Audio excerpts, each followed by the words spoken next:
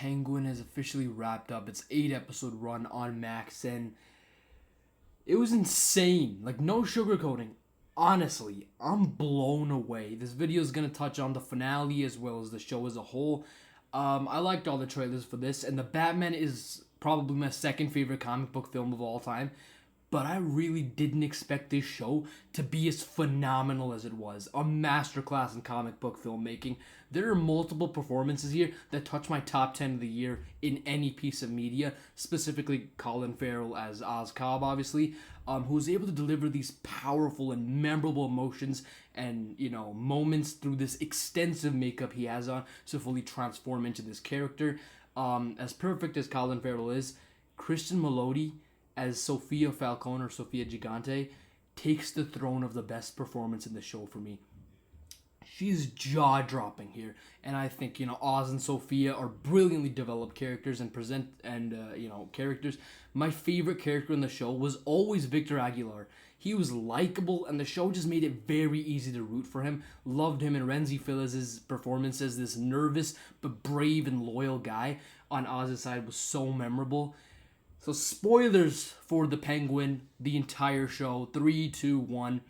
So that makes his death in the finale so much more heartbreaking. Not only was it unbelievably out of the blue as the scene takes place while him and Oz are bonding over their dead families and new beginnings, and Victor literally calls Oz family, but it's done in such a disturbing and nasty manner, one that genuinely infuriates you and makes you hate Oswald Cobb fiercer than ever before.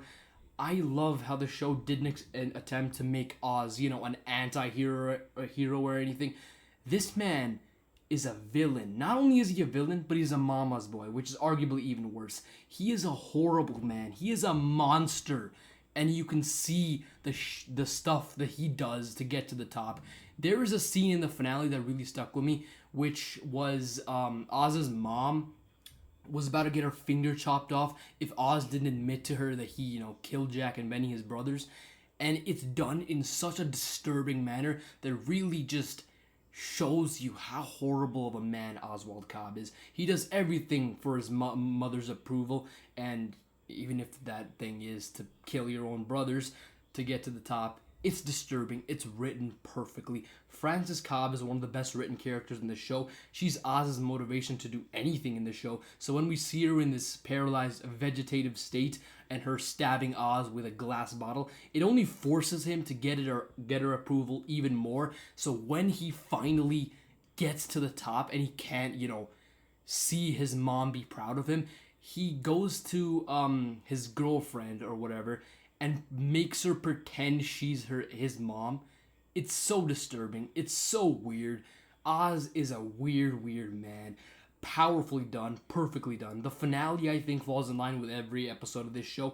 It's consistently great. The show is consistently great. It establishes Gotham and its underworld in ways that I never knew I wanted, but I did. Instead of just Batman beats up bad guys, it makes Gotham feel real and alive and lived, and something other versions of this iconic fictional city haven't really gotten the time or resources to do. Things established in the Batman are also fleshed upon, such as the battle between the Maronis and the Falcones, and seeing their rivalry in this post-Carmine Falcone state was super interesting and done really well. Sophia's arc was phenomenal. Just incredible stuff, and I'm so excited to see her featured in the Batman Part 2 as that ending in Arkham, which her fate that Oswald left her in. Oswald was about to kill her, but then he decided to put her in Arkham because that's a fate worse than death for her. We saw what happened to her in episode 4, which is probably my favorite episode in the show. So that ending in Arkham with the letter from Selina Kyle highly indicates that she'll be a major force in the sequel. So by the end of the show, Oz is in his own world. He is a man hardened by his journey and one of the most unlikable characters I've seen in any piece of fictional media in a good while. And that's very much complimentary because Sony, you're not ready for that conversation, are you, with your anti-heroes and whatnot. Villains are meant to be unlikable while still fantastically written. The Penguin is monumental. One of the best comic book shows of all time. And yes, I'm saying that to just a one-season miniseries because I'm assuming they're not going to continue this. I think Oz's story is done for now. The Batman Part 2 I'm very excited for. It's probably my most anticipated movie of all time. I'm so excited. The bat signal at the end, That got me squealing and all that, man. That sounded really weird. I'm so excited to see Bruce Wayne again just beat Oswald's butt.